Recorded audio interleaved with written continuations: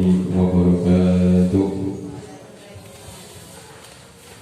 Bismillah, alhamdulillah, wa syukurillah, wa nikmatillah, wala quwwata illa billah, amma ba'da. Pada beliau Bapak Kepala Sekolah SDN 1 Sendang Harjo, beliau Bapak Sugiarto SPD SI yang saya hormati, kepada Bapak dan Ibu Guru SDN 1 Sendang Harjo yang saya hormati, dan tidak lupa kepada staf karyawan SDN 1 Sendang Harjo yang saya hormati.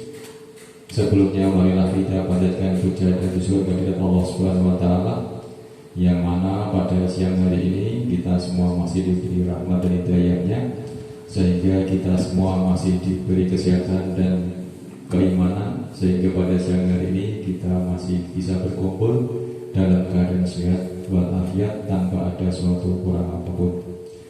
Salawat dan salam senantiasa kita tujukan kepada junjungan Nabi Muhammad SAW yang akan kita nanti syafaat dan pertolongannya nanti di yaumul kiamat. Amin Allahumma amin.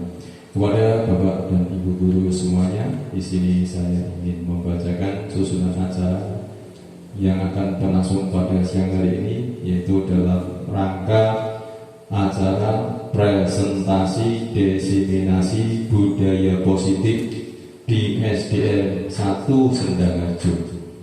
Untuk itu, kepada Bapak dan Ibu semuanya, marilah kita buka dengan bacaan Bismillahirrahmanirrahim.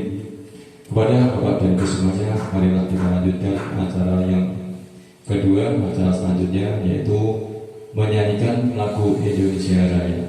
Kepada Bapak dan Ibu guru, saya mohon berdiri.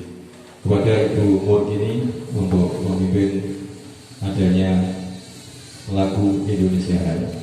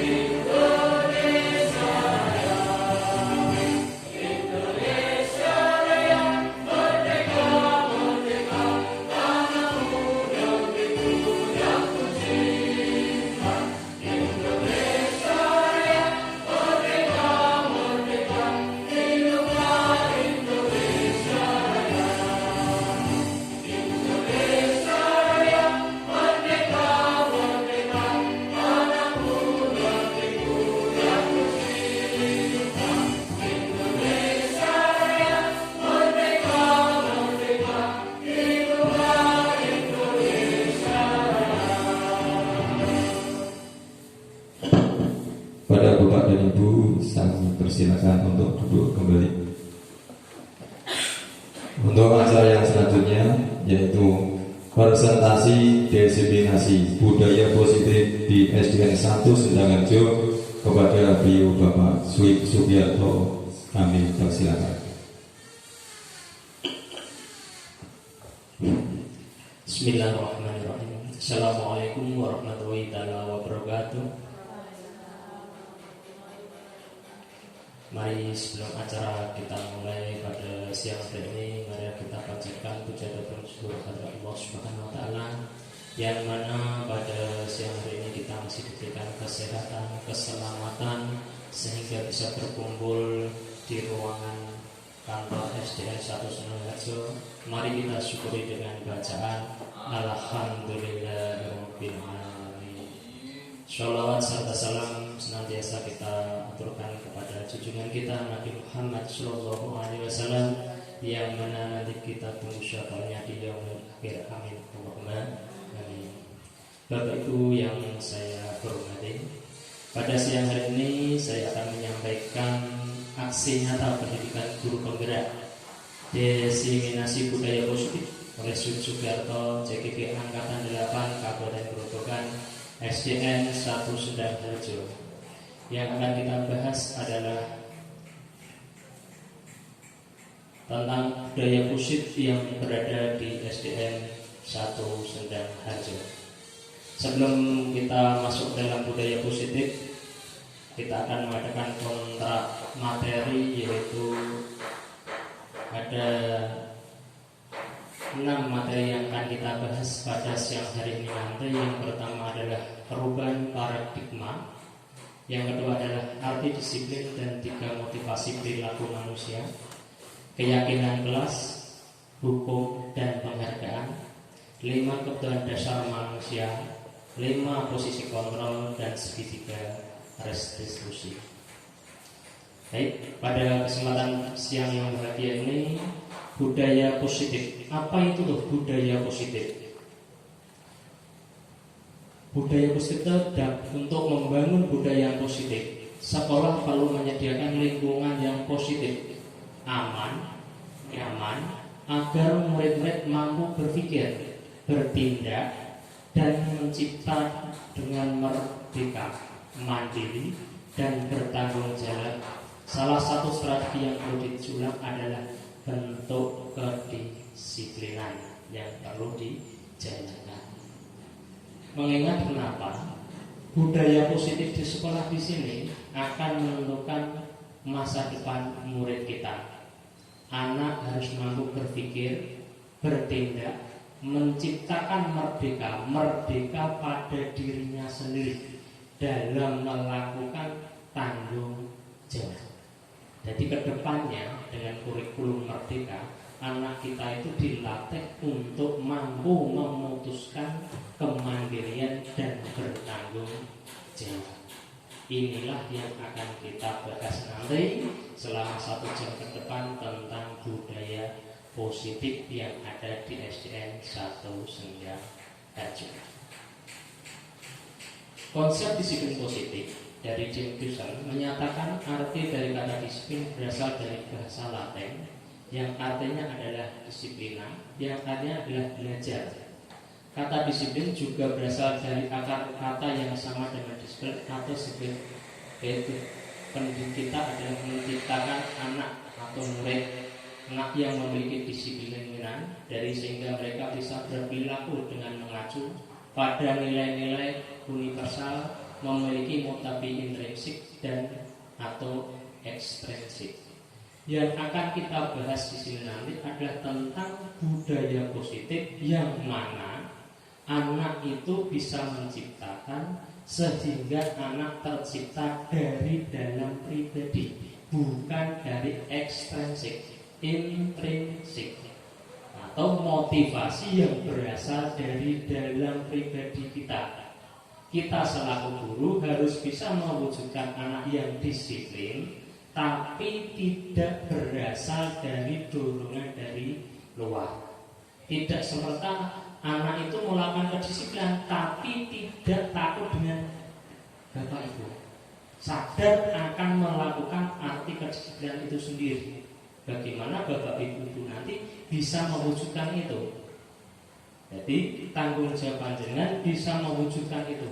Nanti kita akan pelajari bagaimana cara menciptakan budaya positif yang anak-anak bisa menjalankan dengan penuh sadar, penuh tanggung jawab, atau berasal dari motivasi intrinsik atau motivasi dalam diri pribadi anak.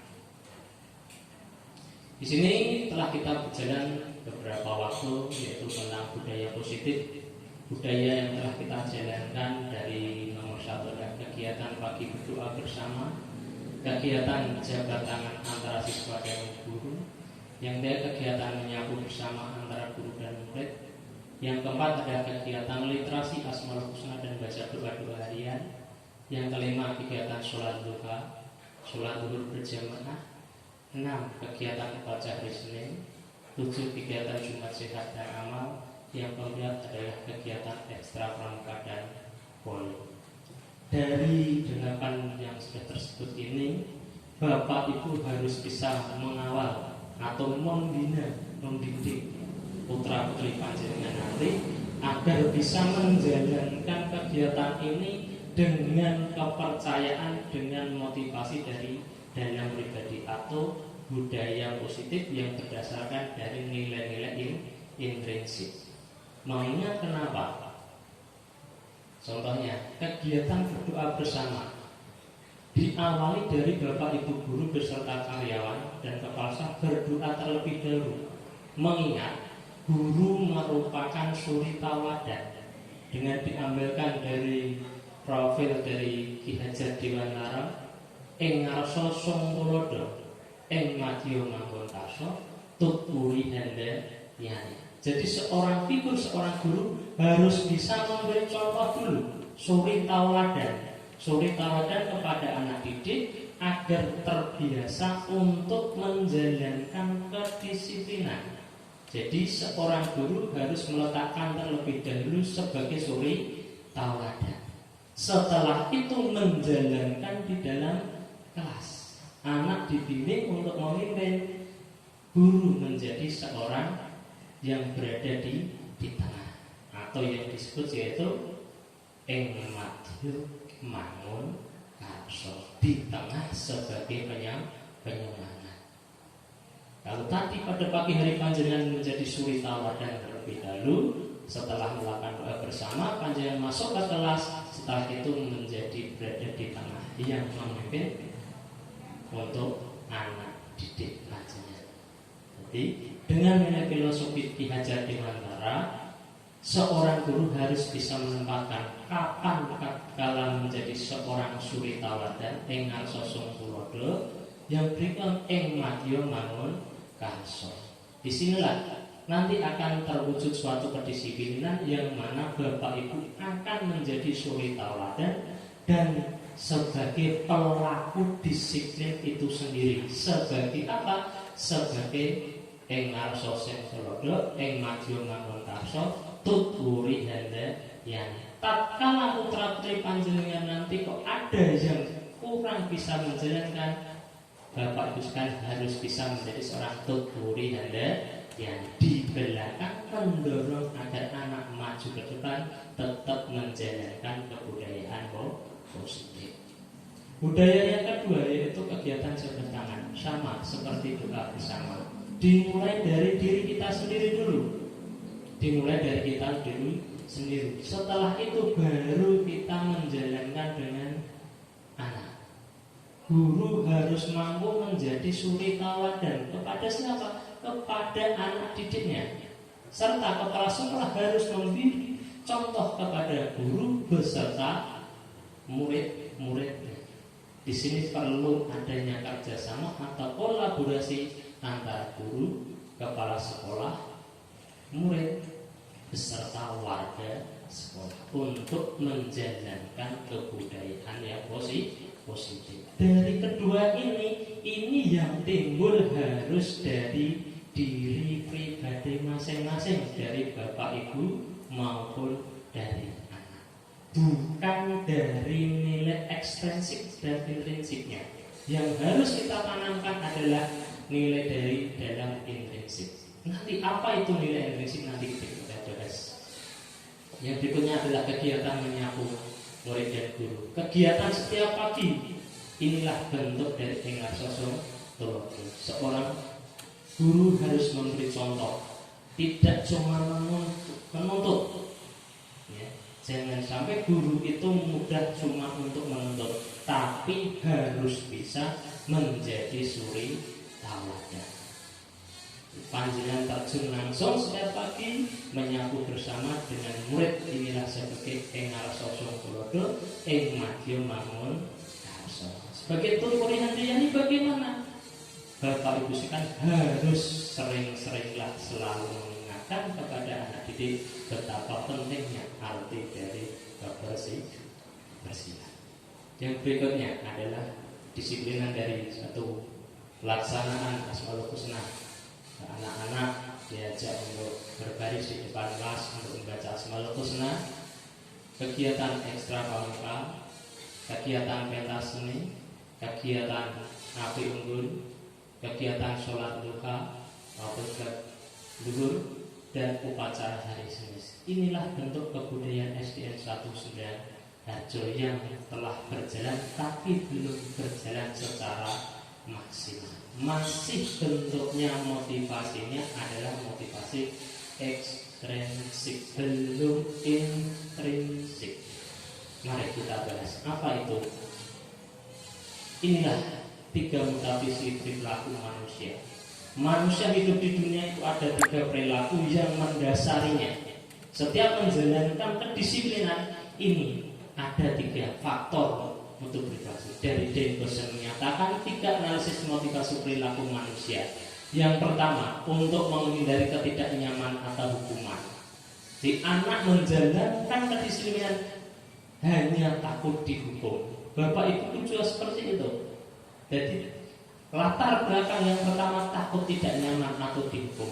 Ini kadang yang menjadikan Bapak Ibu menjalankan kedisiplinan itu sebatas takut dengan aturan atau hukuman. Motivasi yang kedua adalah untuk mendapatkan imbalan atau penghargaan dari orang lain. Kadang anak bisa menjalankan sesuatu cuma mengharapkan imbalan. Biar dapat apa? Biar dapat pujian, biar dapat nilai yang bagus. Ini adalah unsur motivasi anak maupun seorang guru. Yang ketiga, untuk menjadi orang yang ingin dan menghargai dirinya sendiri dengan nilai-nilai yang mereka yakini. Inilah yang disebut dengan nilai intrinsik yang nomor 3. Inilah bagaimana kita bisa mewujudkan budaya positif itu berdasarkan dengan motivasi dari diri, bukan karena hukuman, bukan karena penghargaan atau pujian. Disinilah kewajiban seorang guru menyadarkan anak. Kita sebagai guru harus bisa menjadi suri tauladan dalam menjalankan budaya positif dengan ini, dengan menciptakan keyakinan yang berasal dari diri, nilai-nilai yang dia yakini bahwa disiplin musik itu baik untuk dirinya sendiri. Bagaimana kita bersama bisa menjalankan kebudayaan itu? Kebudayaan akan berjalan apabila kita saling berkolaborasi antara guru, kepala sekolah, murid, beserta warga sekolah. Hukuman dan penghargaan menurut Alfikon mengemukakan baik pengharapan maupun hukuman adalah cara mengontrol perilaku seorang yang menghancurkan potensi untuk pembelajaran yang sesungguhnya. Menurut Cohen, secara ideal tindakan belajar itu sendiri adalah penghargaan sesungguhnya. Jadi antara penghargaan dan hukuman ini adalah sama. Hukuman dan penghargaan itu sebenarnya sama. Kenapa? Hukuman cuma membuat anak menjadi takut sementara. Padahal kedisiplinan itu seharusnya bisa berjalan tatkala anak itu berada dimanapun, tidak cuma berada di sekolah. Kedisiplinan itu supaya agar bisa selalu baik itu di rumah maupun masyarakat anak terbiasa dengan kedisiplinan.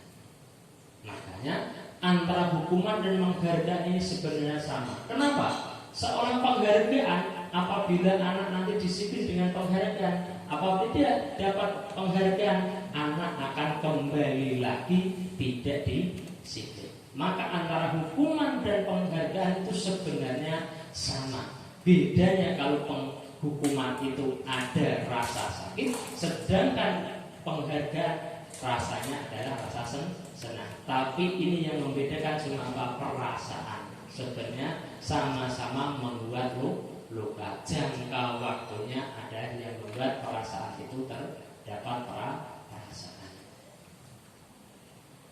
Alasan mengapa penghargaan justru sama seperti hukum ini? Pengarah jangka pendek dan jangka panjang. Mengingat suatu penghargaan atau hukuman ini akan berperilaku penghargaan untuk seseorang melakukan satu dalam jangka yang pendek. Anak mendapatkan hadiah permen, tatkala dia makan leren, setelah itu akan hilang, tidak akan menjalankan disiplin lagi. Sama seperti hukuman. Hukuman tatkala tadi dihukum, setelah itu lupa.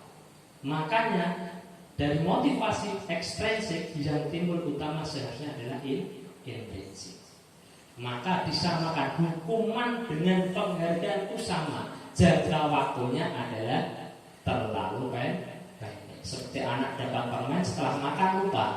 Anak dihukum setelah dihukum lupa. Dia tidak akan mengerjakan kedisiplinan. Penghargaan tidak efektif. Mengapa tidak penghargaan? Suatu penghargaan adalah suatu benda atau peristiwa yang ringan dibuat dengan persyaratan. Hanya jika dia melakukan ini, dia akan mendapatkan penghargaan yang diinginkan. Jadi anak menjalankan kedisiplinan apabila mendapatkan hadiah. Apabila tidak dapat hadiah, anak tidak akan menjalankan kedisiplinan. Makanya penghargaan itu juga tidak baik terhadap anak. Yang ketiga, penghargaan merusak hubungan. Ketika seorang diberi penghargaan atau pujian di depan banyak, maka yang lain merasa iri dan sebagian mereka tidak menyukai orang yang diberi penghargaan tersebut. Maksudnya bagaimana? Dalam melakukan penghargaan, tidak semua dari peserta didik kita 273 tidak mungkin semua kita beri penghargaan. Yang diberi penghargaan pasti cuma 1, 2, 3. Yang lainnya akan merasa kecewa. Yang dapat hadiah cuma 3. Makanya penghargaan itu merupakan yang hubungan merusak. Siapa yang rusak? Yang rusak adalah yang tidak mendapat hadiah.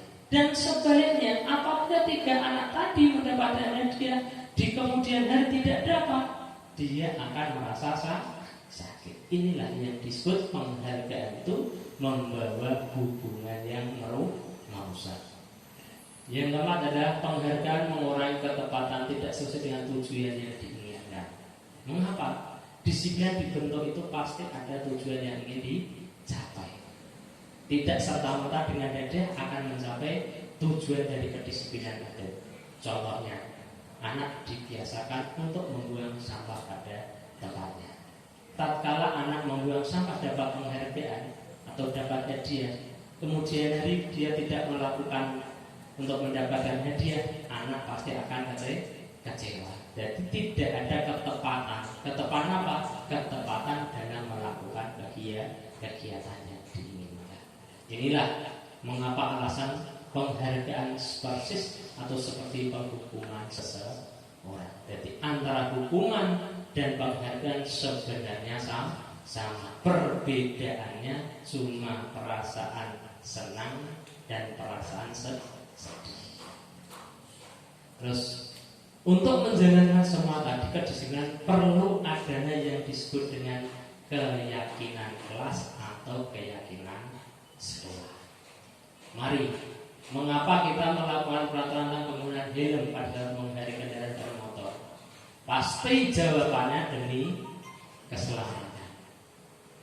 Yang kedua, pertanyaan berikutnya, mengapa kita peraturan tentang penggunaan masker dan cuci tangan setiap saat? Mungkin pasti jawabannya tentang kesehatan dan keselamatan. Untuk berintrinsik kembali nilai-nilai keyakinanlah yang menggerakkan seorang bertindak mengikuti keragaman peraturan. Jadi orang melakukan kegiatan itu harus universal yang berasal dari motivasi intrinsik, nilai-nilai keyakinan. Apa itu nilai keyakinan?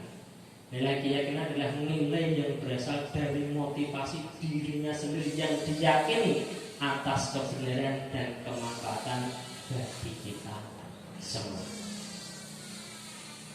Inilah contoh peraturan dan keyakinan kelas. Contoh 1, perlu membalikan buku di tempatnya, dilarang mengganggu orang lain, habis setelah 15 menit sebelum pelajaran dimulai. Kalau keyakinan kelas, tanggung jawab, menghormati orang lain, dan dirinya sendiri, menghormati orang lain, komitmen apa tujuan atau berkomitmen. Di sini ada perbedaan antara peraturan dan keyakinan. Kalau peraturan di sini bentuknya ada larangan maupun harus melaksanakan. Beda lagi dengan keyakinan kelas. Keyakinan kelas ini atau keyakinan sekolah ini bentuknya adalah universal. Diletakkan dimanapun pasti namanya tanggung jawab bagus. Entah itu di pasar, entah itu di toko, entah itu di perguruan tinggi, entah di SD, entah itu di SMP, pasti kalau tanggung jawab itu pasti baik. Inilah yang disebut dengan keyakinan kelas atau universal. Telah diyakini atas kebaikannya, menghormati orang lain, menghormati dirinya sendiri. Inilah bentuk keyakinan. Nilai keselamatan kesehatan yang kita sebut sebagai suatu keyakinan, yaitu nilai kebajikan atau prinsip universal yang disepakati bersama secara universal, lepas dari latar belakang suku, negara, bahasa maupun agama. Di sini kewajiban Bapak Ibu guru nanti kedepannya untuk membentuk suatu keyakinan, yang mana keyakinan itu yang universal, yang diyakini atas kebenarannya. Kedepannya Bapak Ibu jangan pernah melakukan namanya memperbesar peraturan, tapi apa? Membuat keyakinan. Keyakinan itu universal yang tidak melihat dari latar belakang suku, negara, bangsa maupun agama. Jadi keyakinan universal dibawa kemanapun pasti itu membawa kebaikan. Ada pembentuk keyakinan. Ini cara membuat kita suatu keyakinan. Yang pertama, mempersilahkan murid kelas untuk mensurat pendapat tentang peraturan. Jadi keyakinan kelas itu dibuat berdasarkan peraturan, baik peraturan kelas maupun peraturan sekolah. Setelah itu diarahkan menjadikan suatu keyakinan. Yang kedua, disepakati di kelas. Mencatat soal memasukkan para murid pada tulis atau di kertas besar. Kemudian anggota kelas melihat saya curhatan pendapatnya. Caranya bagaimana? Anak diajak untuk menulis. Apa tuh peraturannya? Ditulis dulu, disepakati. Setelah ditulis, dirubah kalimatnya. Berikutnya, susunan keyakinan sebagai produk pembentukan keyakinan kelas. Jadi peraturan tadi dirubah menjadi keyakinan. Gantilah kalimat dalam bentuk negatif menjadi kalimat positif. Yang bentuknya tadi larangan, jangan membuang sampah sembarangan. Contohnya itu. Sekarang mari kita ubah. Apa contohnya? Jangan membuang sampah sembarangan. Dibuat kalimat keyakinan. Dibuat.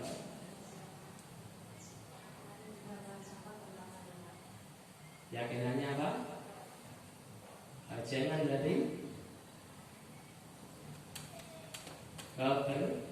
kebersihan. Keyakinannya bagaimana? Yang masukan, untuk masalah contoh. Itu slogan.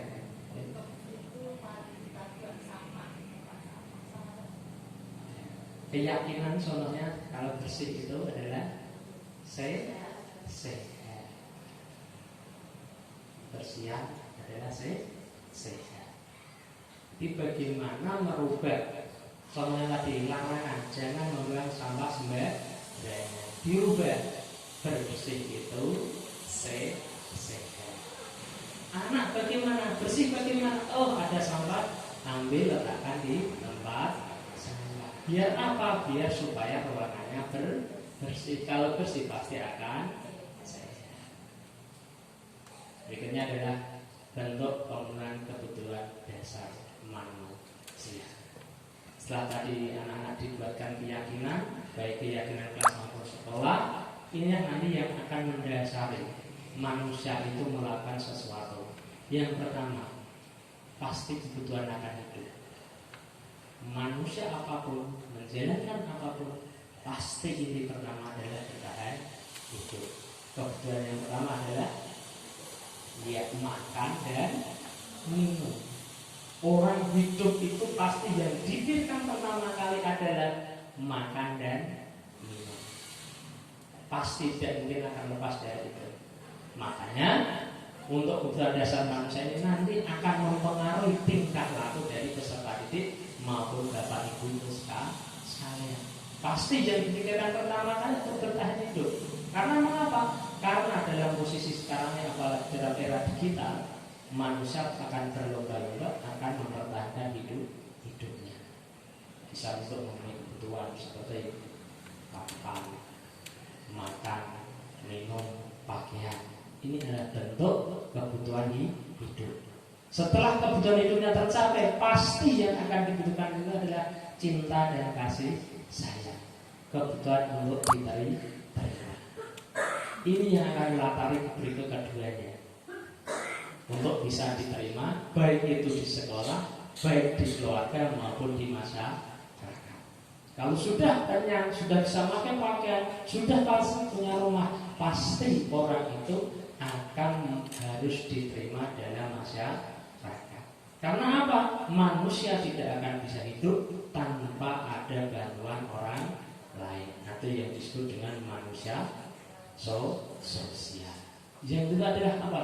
Kalau sudah masyarakat pasti akan penguasaan kebutuhan mengatas kemampuan. Baru orang akan menunjukkan kemampuannya. Kepada siapa? Ya kepada komunitasnya atau kepada kelompoknya. Pasti dalam suatu komunitas nanti akan ada penguasaan atau orang yang menguasai. Itu hukumnya pasti. Setelah itu adalah kebebasan. Di sini nanti yang akan membedakan antara aturan dan kebebasan. Manusia kalau sudah masuk ketiga pasti akan kembali lagi akan pilihan kebebasannya untuk memilih maupun dipilih, untuk menjalankan atau tidak menjalankan. Yang terakhir adalah kesenangan, untuk merasakan senang. Kalau keempatnya ini sudah dimiliki, pasti dia akan ranahnya akan menuju kesenangan. Makan, minum sudah tercapai, langsung diterima di masyarakat, sudah bisa kebutuhannya, penguasaan, memiliki kekuasaan, memiliki kebebasan, pasti dia akan menambah kesenangan. Tidak cuma kebutuhan hidupnya, pasti kebutuhan yang lain pasti akan dilaksanakannya. Ya, untuk melakukan itu harus ada kontrol. Tadi penjelasan 5 kebutuhan hidup yang bisa dijalankan, harus ada pengontrolnya. Apa kontrolnya? 5 fungsi kontrol manusia adalah penghukum, pembuat orang bersalah, taman, monitor atau pemantau. Yang kelima adalah manajer. Dari 5 posisi kontrol ini, nanti guru harus bisa memetakan tatkala bapak ibu guru dalam melakukan sesuatu kegiatan, terutama dalam pembinaan kepada murid. Nanti kita akan membahasnya. Bagaimana kita berjalan selama ini dalam pelaksanaan kegiatan belajar mengajar SDN 1 Sendang posisi apa yang saya lakukan? Saya sering apa? Saling menghukum, membuat bersalah, teman, atau pemantau, atau manajer. Yang pertama adalah hukum. Seseorang hukum bisa menggunakan hukuman fisik, usaha verbal. Orang-orang yang menjalani profesi penghukum senantiasa mengatakan bahwa sekolah memerlukan sistem atau alat yang dapat lebih menekan murid lebih dalam lagi. Bapak Ibu sekalian, panjenengan mengajar sudah lama, sering namanya hukuman pasti tatkala fisik maupun tatkala verbal. Dalam kurikulum sekarang ini hindarilah pelaksanaan untuk fisik maupun verbal. Kenapa? Karena hukuman ini akan membawa dampak yang akan panjang, apalagi yang fisik. Kalau verbal itu bisa ucapan, bisa itu perbuatan. Bagaimana? Contohnya anak terlambat, suruh berdiri ke depan kelas.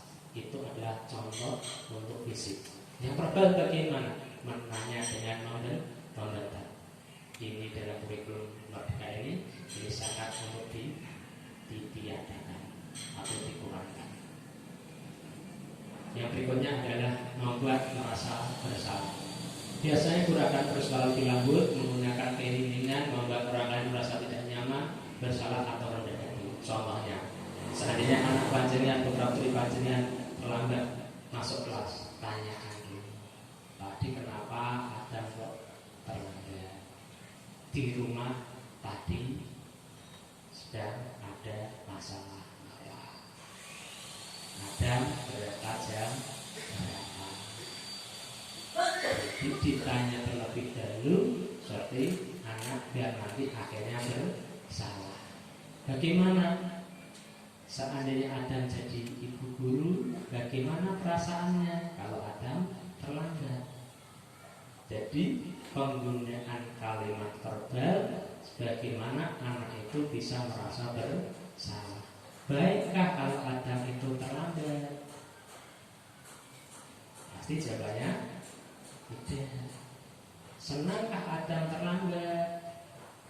Disinilah kemampuan verbal bahasa seorang guru untuk membuat merasa bersalah. Bagaimana bisa menciptakan anak itu bersalah tanpa kita melakukan kekerasan fisik atau kekerasan kali-kali. Ditanya terlebih dahulu anak biar bisa bercerita. Baik apa tidak? Adam terlambat. Yang berikutnya adalah menjadi teman. Guru pada usia ini tidak akan menyakiti murid, namun akan tetap berupaya mengontrol murid melalui persuasi. Posisi teman pada guru bisa negatif maupun positif. Positif di sini berupa hubungan baik yang terjalin antara guru dan murid. Budi berteman menggunakan hubungan baik dan humor untuk menghargai seseorang. Hal negatif dari posisi teman adalah bisa suatu saat guru tersebut tidak membantu, maka murid akan kecewa, berkata, saya pikir bapak itu teman saya. Ini baik, tapi kalau kelewatan. Jadi penyelesaian permasalahan anak bisa menggunakan sistem teman. Bagaimana? Diajak berdiskusi atau berbicara dari hati ke hati. Jadi panjenengan menempatkan diri sebagai teman bermain tatkala anak sedang menghadapi masalah. Tapi kelemahannya apa?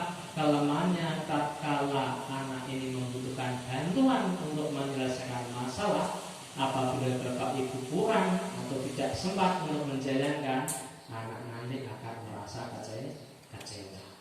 Jadi di sini sama kemampuan komunikasi verbal yang dibutuhkan. Tapi untuk yang positifnya di sini bisa hubungan timbal balik antara guru dan murid akan terjadi.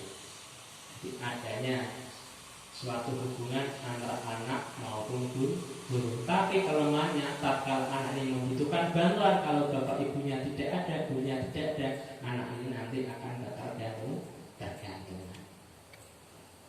Berikutnya adalah monitor atau pemantau. Monitor berarti pengawas. Pada saat kita mengawasi, kita bertanggung jawab atas perilaku orang-orang yang kita awasi.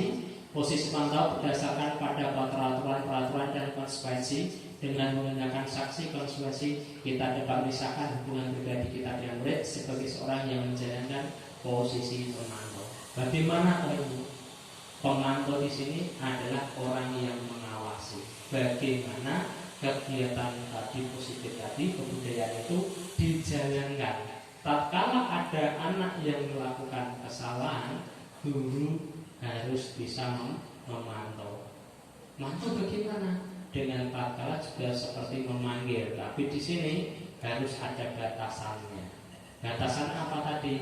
Batasannya adalah konsekuensi atau sanksi. Setiap kegiatan yang melakukan konsekuensi sanksi, di sini anak berusaha agar dapat menimbulkan perilaku dirinya mengetahui akan kesalahan pribadinya. Jadi kemampuan guru juga sama seperti tadi, seperti taman, tapi mengarahkannya pada konsekuensi. Contohnya, seandainya sudah ada keyakinan kelas, apabila terlambat, pasti yang pertama kali harus diucapkan adalah minta maaf. Inilah keyakinan. Kalau salah harus mau mengakui kesalahan. Apabila kamu terlambat, apa yang kamu lakukan? Minta maaf.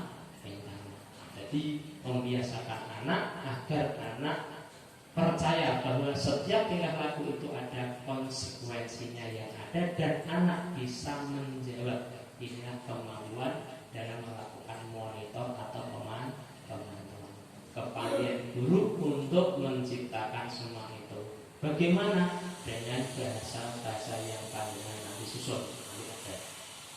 Yang terakhir adalah sebagai manajer. Ya, gabungan dari yang diinginkan dari kelima tadi adalah posisi manajer. Posisi mentor di mana guru berbuat sesuatu bersama dengan murid, mempersilahkan untuk mempertanggungjawabkan perilaku agar memenuhi solusi atas permasalahannya sendiri. Murid diajak untuk menganalisis kebutuhan dirinya maupun kebutuhan orang lain. Di sini penekanannya bukan pada kemampuan membuat konsekuensi, namun dapat berkolaborasi bagi nama memperbaiki kesalahan yang ada. Kalau tadi sebagai pengontrol tadi kan konsekuensinya, tapi kalau manajer di sini adalah kemampuan agar anak bisa mencari solusi dari memperbaiki kesalahannya.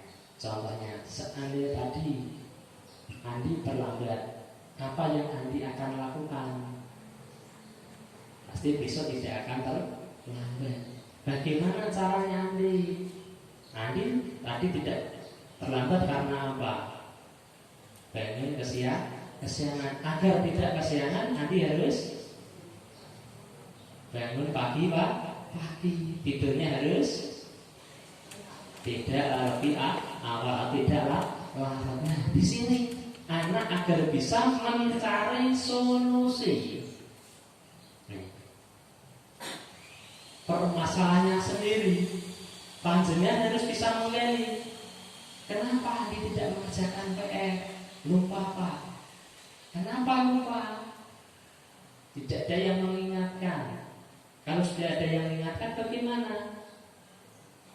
Nah, jadi kemampuan guru harus bisa mengolah kalimat itu menjadi sesuatu yang anak bisa membuat suatu tindakan, memperbaiki tindakan yang telah dilakukan. Bagaimana kemampuan itu? Kemampuan itu dapat diperoleh nanti dengan proses nanti segitiga restitusi. Tapi sebelum itu, mari kita ingatkan pada diri kita.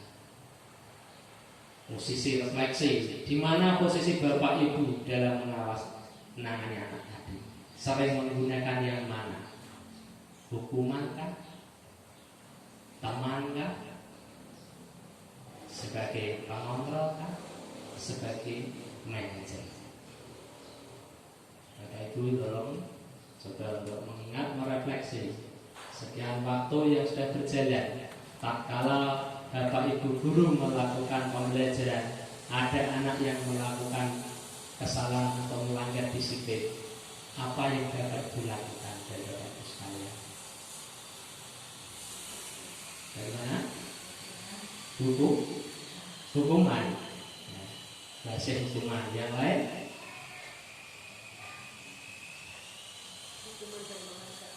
Penghukuman dan penghargaan. Yang lain? Sambil hukuman dan penghargaan. Bapak yang lain?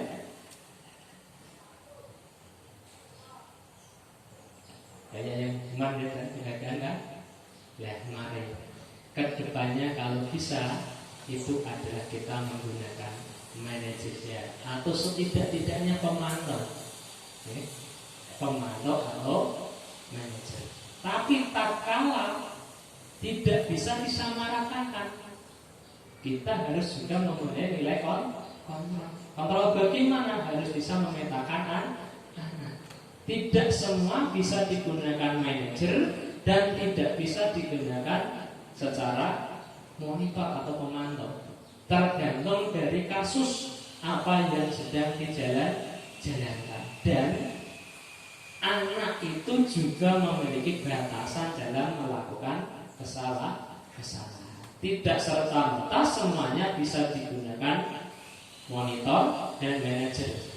Harus ada tatkalanya hukuman, tapi tidak serta-merta harus selalu hukuman. Setidak-tidaknya adalah pemantau. Anak diajak untuk berbicara, menceritakan kronologinya. Setelah itu ajaklah mencari solusi biar anak yang menciptakan jawaban dari kesalahan. Jadi diperlukan posisi kontrol kita sebagai mewujudkan anak yang merdeka. Merdeka apa? Menjalankan sesuatu dengan keyakinan dan potensi yang ada pada dirinya. Bagaimana perasaan Anda setelah melakukan itu? Tersedih?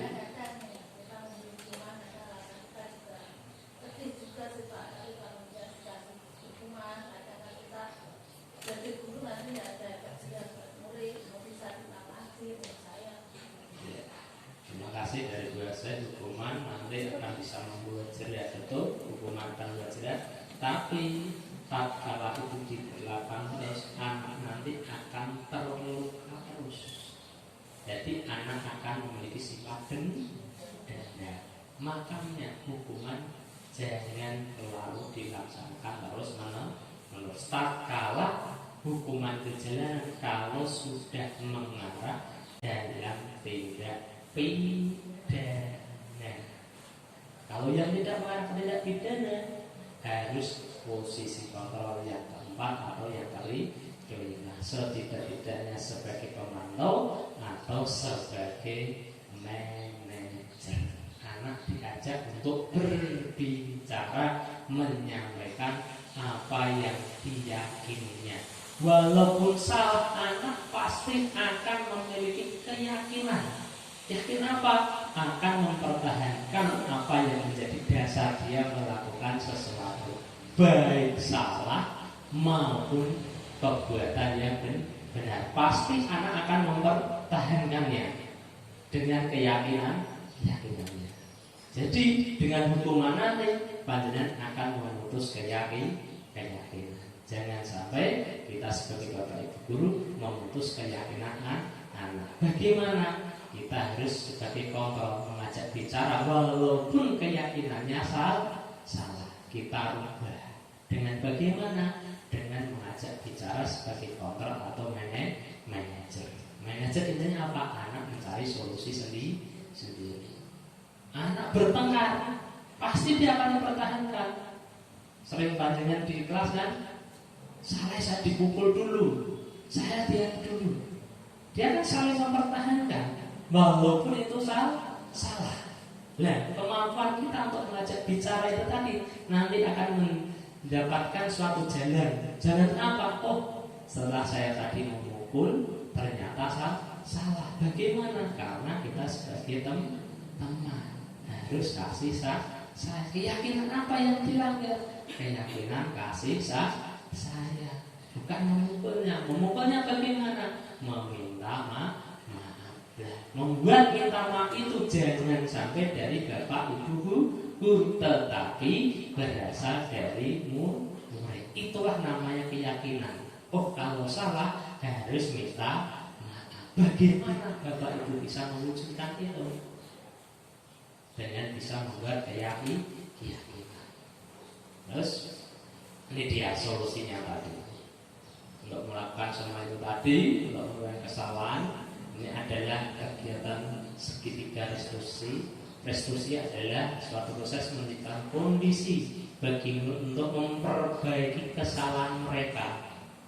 Jadi anak diarahkan untuk memperbaiki dirinya sendiri, sehingga mereka bisa kembali lagi pada kelompok mereka dengan karakter yang lebih kuat, walaupun salah.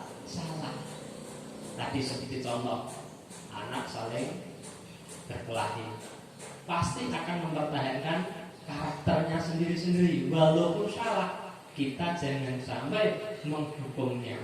Biar apa? Biar karakternya tidak terputus. Biar anak nanti tahu, oh ternyata kalau saya memukul orang lain itu salah. Yang salah mana? Tidak memiliki rasa kasih sayang. Nah kalau salah bagaimana? Kalau salah minta maaf. Nah inilah tadi memperbaiki kesalahan mereka sehingga mereka bisa kembali pada kelompok mereka dengan karakter yang lebih kuat. Sebagai contoh, kalau di kelas Bapak Ibu panjenengan ada yang mencuri uang, kalau Bapak Ibu ada anak yang mencuri uang, langsung terjadi hukum, pasti anak nanti akan ketakutan. Bagaimana? Ya dia dibicara, pasti dia akan punya permasalahan. Apa toh karena anak mengambil uang temannya, diajak bicara, ada permasalahan apa? Ini sudah terbiasa apa tidak? Apa karena orang tuanya kurang perhatian? Dan nanti fungsinya sebagai kontrol dan manajer ini adalah untuk memperbaiki kesalahan mereka, bisa kembali kelompok mereka dengan karakter yang lebih kuat. Nah, anak yang masuk di kelas langsung kita hukum, apalagi berada di depan rekan-rekannya, pasti karakternya nanti akan turun. Pada anak itu tidak boleh kita putus karakternya. Untuk itu, apabila menghadapi permasalahan itu diajak bicara terlebih dahulu. Intinya adalah bagaimana Bapak itu bisa mengontrol dan membuat manajer, mengajak bicara agar anak mengakui kesalahan dan anak memberi solusi. Apa itu skill restitusi? Sudah dijabarkan oleh Gison tahun 2004. Nah, langkahnya ini adalah ciri-ciri restitusi. Yang pertama, bukan menebus kesalahan. Contohnya tadi mencuri uang 50.000, kembalikan 50, tujuannya bukan itu. Namun untuk belajar dari kesalahan. Bagaimana panjenengan bisa merubah anak yang salah bisa kembali lagi tanpa ada merasa dirinya nanti takut. Yang kedua, merubah perbaikan hubungan dengan Bapak Ibu guru maupun hubungan dengan murid yang lain pada waktu melakukan kesalahan. Yang ketiga, Rusli menuntut untuk melihat ke dalam diri. Diri siapa? Diri anak yang melakukan kesalahan. Anak agar dia introspeksi, mencarikan kebutuhan dasar yang berdasarkan tindakannya. Tadi tindakannya salah apa tidak? Bertentangan dengan keyakinan kelas apa tidak? Nanti akan bahas. Yang enam, cara paling baik untuk memperbaiki dirinya. Yang tujuh, fokus pada karakter bukan tindakan. Fokus pada karakter anak. Jadi anak-anak itu harus dibedakan karakternya. Karakter ini berbentukan dari dalam diri maupun dari keluarga. Anak yang dari keluarga keras, panjenengan haluskan, itu beda. Jadi panjenengan harus bisa menyesuaikan. Anak yang di rumah halus dengan kasar, nanti juga akan beda. Makanya pembentukan karakter itu dimulai dari diri anak dan dari diri guru. Guru harus bisa mengetahui karakter dari peserta didik. Mana sing kudu iso ndungu swara banter, mana yang tidak bisa mendengar suara banter, yang suara keras maupun yang tidak bisa suara keras. Yang berikutnya adalah restitusi fokus pada solusi. Restitusi itu adalah harus mencari solusi atau jalan keluar yang akan dicapai. Yang terakhir, restitusi mengambilkan murid yang berbuat salah pada kelompoknya. Di sini anak yang salah supaya apa? Anak kembali dalam kelompoknya, bisa diterima pada kelompoknya. Anak itu tidak merasa bersalah, tidak merasa bersih, tidak merasa minder. Dan sebaliknya, anak yang berada di dalam kelas juga merasa bahwa anak itu akan melakukan perbaikan pada dirinya. Ya, segitiga restitusi. Segitiga ini adalah ada tiga. Yang pertama adalah menstabilkan identitas, menstabilkan supaya anak tidak melaut. Contohnya, setiap orang pasti pernah melakukan kesalahan itu. Kalau seandainya anak sedang mencuri, pasti tidak cuma anak itu saja yang mencuri, ada yang lain. Tapi tidak serta bahwa perbuatan mencuri itu ada perbuatan baik, tapi itu perbuatan buruk. Nah, anak diajak bicara seperti itu, biar anak yang menjawab sendiri. kamu bukan satu-satunya yang pernah melakukan ini. Ada orang lain yang pernah melakukan. Biar anak kembali motivasinya. Setelah anak kok dituduh mencuri, pasti kan dia akan turun mentalnya. Dan panjenengan harus bisa menaikkan. Pak guru dulu juga pernah seperti itu, ibu guru pernah seperti itu. Tapi ibu guru langsung tahu bagaimana caranya. Kalau salah, nah itu kemampuan guru. Biar anak itu kembali lagi. Jangan dibentak marah, kamu itu mencuri gini-gini, tidak. Pasti kamu seperti itu pasti punya alasan kan. Nah, anak diajak bicara. Setelah itu adalah kemestadian tindakan yang salah. Validasi tindakan yang salah. Kamu tahu punya alasan mengapa melakukan itu. Kamu mencuri kenapa? Tapi nanti anak akan bercerita. Oh, tadi saya di rumah tidak diberi saku. Kenapa tidak beri saku? Karena lupa. Nah, jadi anak diajak berkomunikasi. Ini adalah apakah cara yang lebih efektif mendapatkan apa yang kamu butuhkan? Apakah kamu mencari pasti akan lebih efektif? Dijaganya tidak. Yang bagus bagaimana? Nah, bisa minta kepada ibu guru atau berkonsultasi dengan ibu guru atau bapak guru. Di sini ada tindakan yang salah. Bapak ibu menggali tindakan itu salah. Saya seperti ini salah. Bagaimana yang betul? Nah, itu diarahkan. Setelah itu meyakinkan, menanyakan keyakinan. Contohnya, yang kelas apa yang telah kita sepakati? Contohnya, mencuri itu jelek, mencuri itu melanggar hukum. Kamu ingin jadi orang yang seperti apa? Apa mungkin jawabannya saya ingin jadi seorang pencuri? Pasti kan tidak kan? Pasti anak-anak ingin kembali lagi. Saya ingin jadi anak yang disinilah kemampuan sedikit seterusnya ini ada suatu solusi untuk anak-anak kita ke depannya. Jadi cara adalah satu, menstabilkan identitas. Yang kedua adalah validasi tindakan yang salah. Yang ketiga adalah menanyakan keyakinan.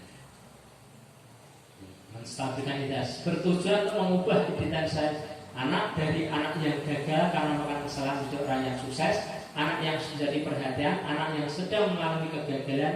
Dia mencoba untuk memenuhi kebutuhan dasarnya, namun ada benturan. Kalau kita mengkritik dia, maka kita akan tetap membuatnya dalam posisi gagal. Kalau kita ingin yang menjadi proaktif, maka kita harus meyakini si anak.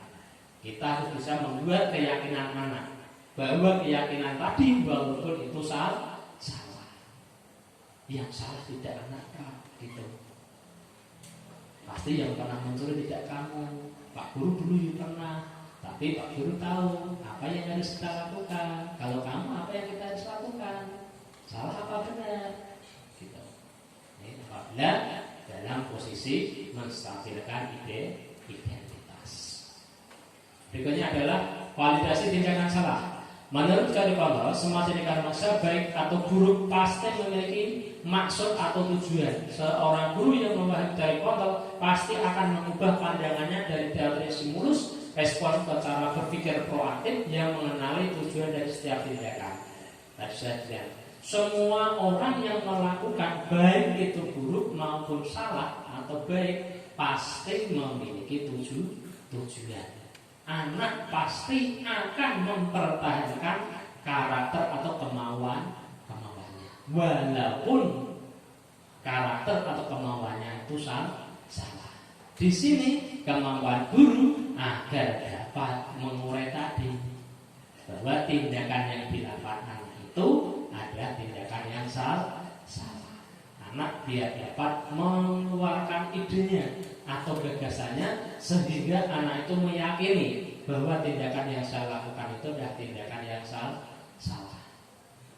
Nah, bagaimana? Ya tadi dengan cara kita sebagai posisi kontrol atau sebagai posisi manajer mengajak bicara agar anak paham akan kesalahan yang sedang dilakukan. Yang berikutnya adalah menanyakan keyakinan. Thoriqoh menyatakan bahwa kita pada dasarnya termotivasi secara internal. Kita identitas sukses telah mencapai langkah 1 dan tingkah laku yang salah telah divalidasi 2. Maka anak akan setiap untuk dihubungkan dengan nilai-nilai yang dia percaya dan berbeda menjadi orang-orang yang dia inginkan. Nah, di sini terlihat bahwa kita benar termotivasi secara internal. Jadi apapun kegiatan anak itu pasti akan termotivasi dari diri dan seperti anak tadi yang mencuri uang pasti teorinya dari dalam. Untuk apa? Untuk menguasai barang teman-temannya. Tidak mungkin dari luar.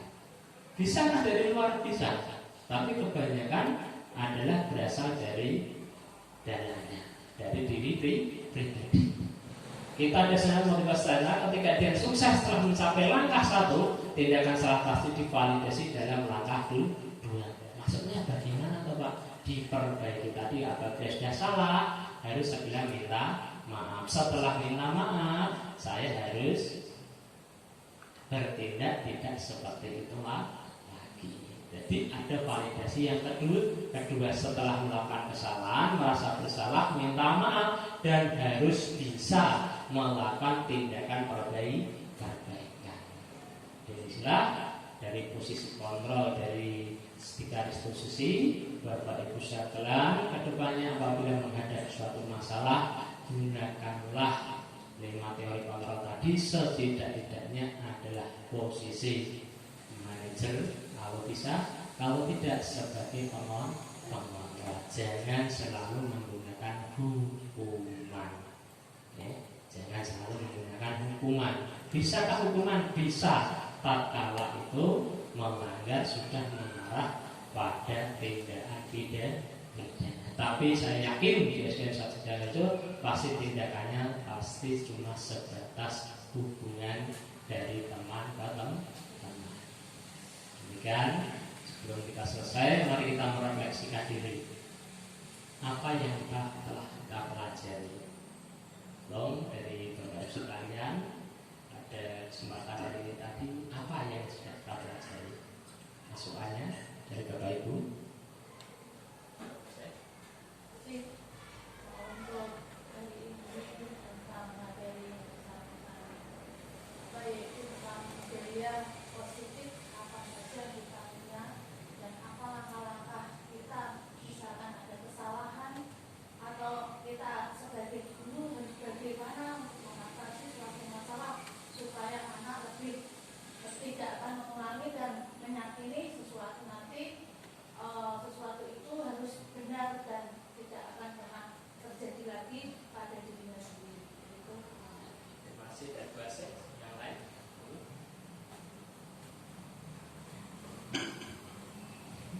Terima kasih Pak Swip. Dari presentasi Pak Swip yang sudah dipaparkan di sini, saya merasa sangat senang sekali karena bisa menambah wawasan bagi kita semua, yaitu utamanya dalam kita mendidik anak didik kita setiap hari. Jikalau kita menemui suatu permasalahan, jalan yang akan kita tempuh bukan dari pemberian hukuman atau pemberian semacam bulian, tetapi kita pada siang hari mendapatkan suatu solusi, yaitu dengan cara pendekatan diri kepada anak. Kita tanyakan apa yang menjadi permasalahan dari anak, apa yang menjadi penyebab dari kesalahan anak, untuk itu supaya bisa menjadi yang lebih baik lagi. Terima kasih. Terima kasih dari Pak Pri. Berikutnya yang pertanyaan kedua, apa yang kita lakukan ke depannya? Belum, jadi. Setelah mempelajari disiplin budaya positif, saya rasa nanti ketika sudah melaksanakan KPK, ada beberapa hal, mungkin bisa semua, untuk kita menerapkan apa yang sudah kita pelajari hari ini. Salah satunya itu tadi tentang keyakinan. Nah, salah satu contohnya nanti kita bisa membuat keyakinan kelas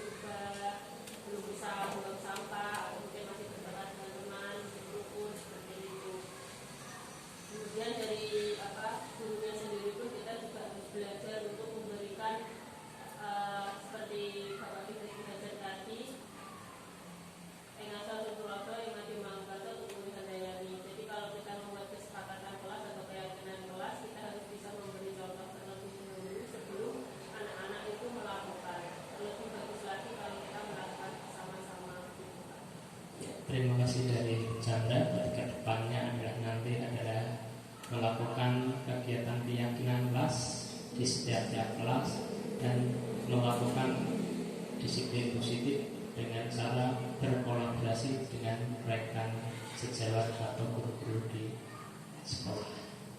Untuk yang lainnya, apa yang akan kita lakukan ke depan?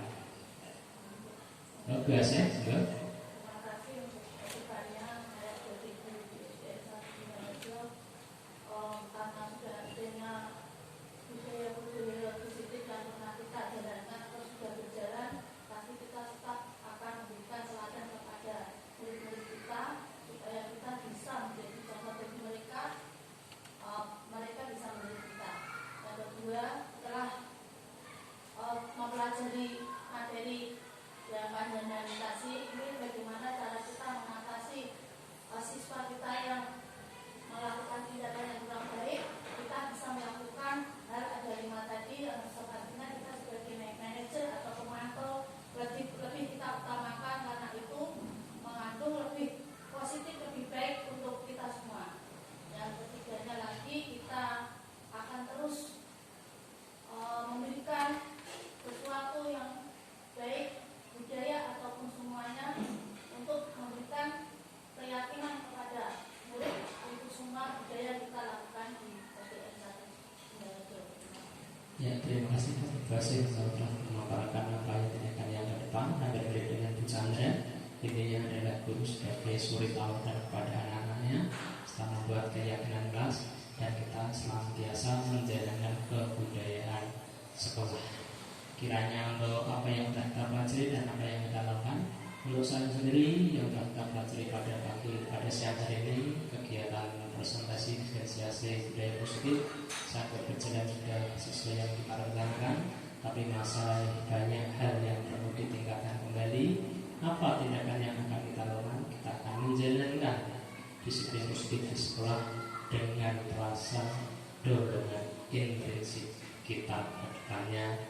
Semoga bisa berjalan sesuai yang direncanakan.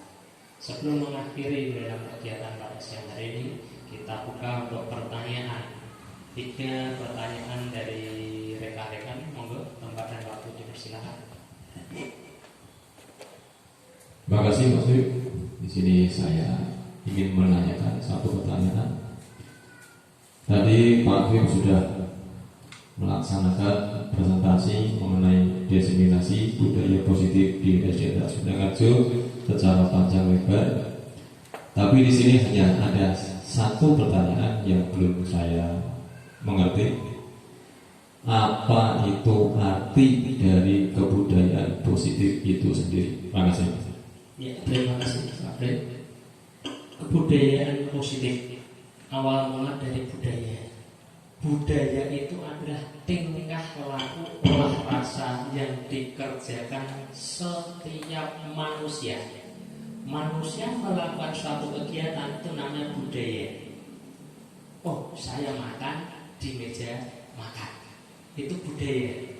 Apabila dijalankan terus-menerus dari hari ke waktu, minggu-minggu, bulan, tahun, 1 tahun, 2 tahun, 3 tahun, itulah akan menjadi namanya kebudayaan. Kalau budaya itu ada sesuatu yang dijalankan, kalau kebudayaan sesuatu yang diyakini, akan kebenarannya dijalankan secara terus-menerus, kontinu. Itunya perbedaan antara budaya dan kebudayaan. Keyakinan yang dijalankan secara terus-menerus pasti akan membawa kebaikan. Tadi keyakinan universal, kebudayaan tadi budaya positif, disiplin positif dijalankan terus-menerus pasti akan membawa kebaikan. Contohnya berdoa setiap pagi. Dan jalankan sekali itu namanya kebudayaan. Jalankan terus-menerus menjadi namanya kebudayaan. Sadar akan dirinya sendiri, memulai kegiatan tersebut. Kalau tidak kita lakukan, pasti kalau itu sudah menjadi budaya, nanti akan merasa dirinya. Tadi saya sebelum berdoa, ada yang merasa kurang. Jadi konsekuensi dari kebudayaan nanti kembali pada diri kita. Apabila tidak melakukan, pasti ada hal-hal yang ganjil. Konsekuensinya ada pada diri kita sendiri. Demikian Pak Tri, nama kebudayaan. Monggo yang lain, Ibu Asep. Setelah saya tadi setelah tadi melihat paparan di depan, saya mempertanyakan yaitu tentang restitusi. Apakah restitusi itu buat siswa saja atau masih ada untuk guru? Saya kira tadi mendengar restitusi buat siswa. Apakah ada untuk restitusi untuk guru? Bagaimana? Itu. Terima kasih. Ya, terima kasih pertanyaan bagus dari Bu Asep. Apakah restitusi itu hanya untuk anak? Restitusi itu bisa diterapkan setiap ada permasalahan. Contohnya, seandainya ada guru yang melakukan kesalahan. Contohnya, Bu Asep terlambat masuk kelas pada waktu berdoa pagi. Bu Asep tidak dimarahin, tapi tanya, Pak Selamat pagi Bu Asep. Bu Asep, hari ini kenapa? Tadi Pak baru ada tamu Pak. Tamunya apa? Apakah Bu Asep yakin perbuatan Bu Asep benar? Yang benar Pak. Bu Asep melanggar apa? Nah, jadi kegiatan diskusi itu bisa digunakan ke rekan guru juga bisa. Tidak sebatas cuma atasan dan bawah, tidak sebatas guru dengan murid, sesama rekan juga bisa. Fungsinya agar kita terbiasa untuk melakukan menanya terlebih dahulu, supaya kita tahu akan kesalahan kita. Tidak atasan kepada ke bawah, rekan saja bisa, guru dengan guru restitusi bisa. Jadi ditanya, jadi itu nanti akan timbul dari apa? Dari pertanyaan menimbulkan keyakinan sendiri. Jadi tidak memberi jawaban. Restitusi itu tidak memberi jawaban orang yang salah, tapi apa? Orang yang salah akan merasa dia bersalah. Jadi kegiatan restitusi tidak hanya ke anak, guru ke anak, tapi rekan guru dengan guru bisa, guru dengan kepala sekolah bisa, anak di rumah dengan orang tua pun juga bisa. Jadi kegiatan restitusi itu adalah menciptakan suatu permasalahan agar kembali menjadi benar, tapi anak tidak merasa bersalah berlebihan. Jadi biar anak tidak trauma gitu. Jadi rekan-rekan juga bisa jadi mengajak berkomunikasi, berdiskusi bersama. Terima kasih, jawabannya dari saya seperti biasa, kurang dan lebihnya. Maaf, ada yang lain?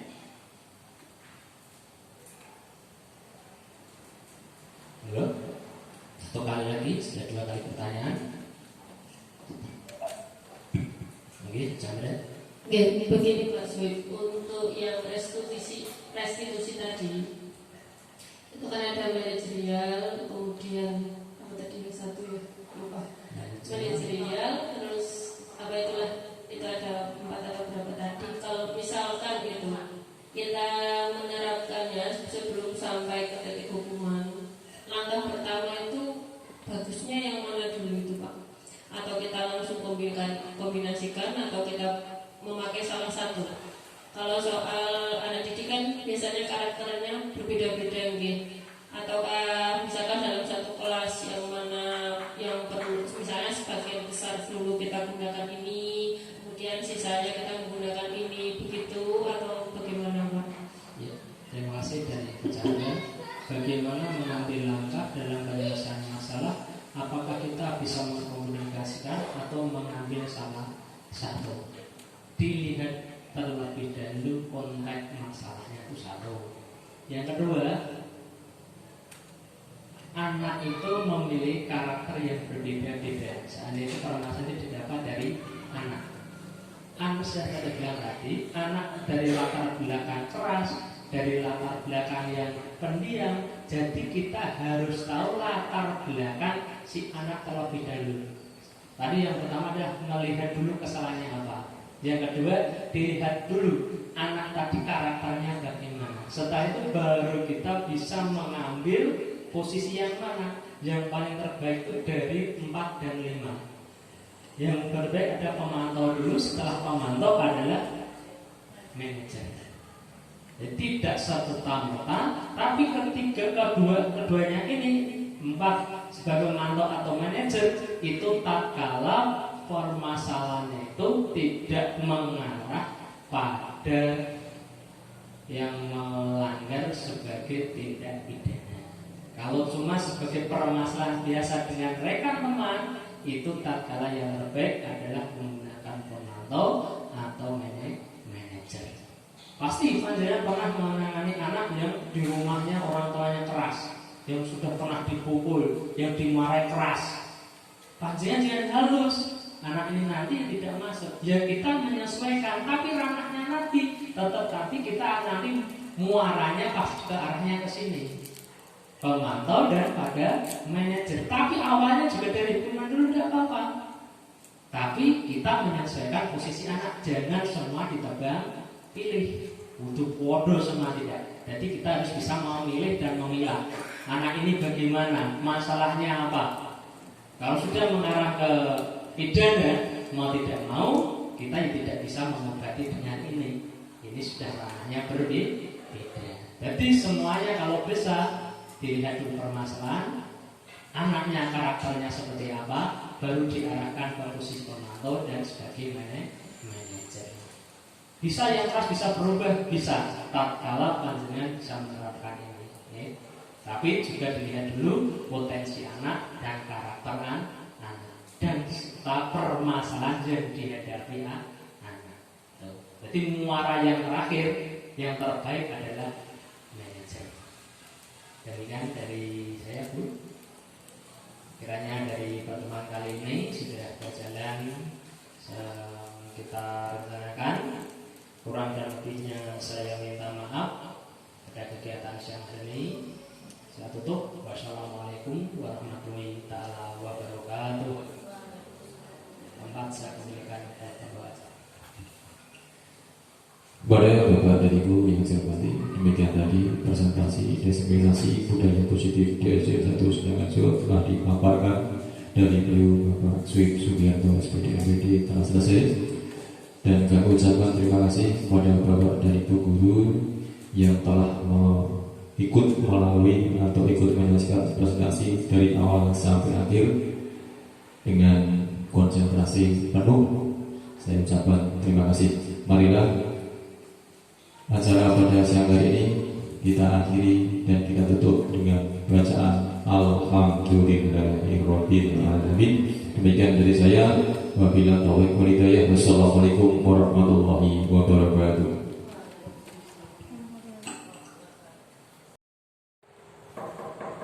Oh iya, Sasi, silakan masuk, silakan duduk. Sasi saya panggil ke sini, paham apa tidak? Tidak, Pak. Tadi Pak Guru mendengar bahwa Sasi sedang bertengkar kepada Wati. Iya, Pak. Tapi saya kesal dengan Wati, Pak. Kenapa kesal? Karena pada waktu saya menyapu di dalam kelas, Wati menginjak sapu yang saya gunakan untuk menyapu di saya. Jadi saya kesal, langsung saya tarik sapunya sambil saya nambahi, Pak. Oh iya, begitu wajar sekali. Kamu refleks menarik sapu. Seandainya Pak Guru jadi kamu pasti akan melakukan seperti itu. Lalu apa yang kamu lakukan dengan Wati? Aku marah-marahi pada Wati karena menginjak sapuku. Kamu melakukan itu pasti punya alasannya. Alasannya apa? Ya, Pak, sebab capek-capek menyapu malah diinjak sapuku, sehingga aku kesal dan aku maki-maki Wati dengan kasar. Oh iya, wajar sekali kalau kamu marah seperti itu. Capek-capek menyapu, kamu tindakan kamu tidak sampai memukul atau sampai berkelahi dengan Wati. Mari kita pikirkan tindakan kamu bertentangan dengan keyakinan kelas atau keyakinan sekolah apa tidak? Iya, Pak. Apa yang kamu langgar dari keyakinan itu? Saling menghormati dan saling menghargai, Pak. Ya, saling menghormati dan saling menghargai itu sangat penting tidak menurut kamu? Penting, Pak. Baik, jika kamu melakukan itu penting, lalu apa yang kamu lakukan seandainya kamu melakukan seperti itu lagi? Harus lebih sabar, Pak. Ya, Bersediakah kamu untuk memperbaiki masalah ini? Bersedia, Pak. Dengan bagaimana kamu memperbaiki masalah ini? Aku akan segera meminta maaf. Apabila aku marah, aku akan lebih sabar. Ya, terima kasih kamu telah mau melakukan perbaikan. Jadi nanti setelah ini kamu nanti temui Wati, kamu berjabat tangan, minta maaf. Setelah itu nanti saling memaafkan. Iya, Pak. Ya, lalu nanti setelah itu silakan pergi keluar masuk ke ruangan kelas. Belajar yang rajin ya. Iya, Pak. Ya.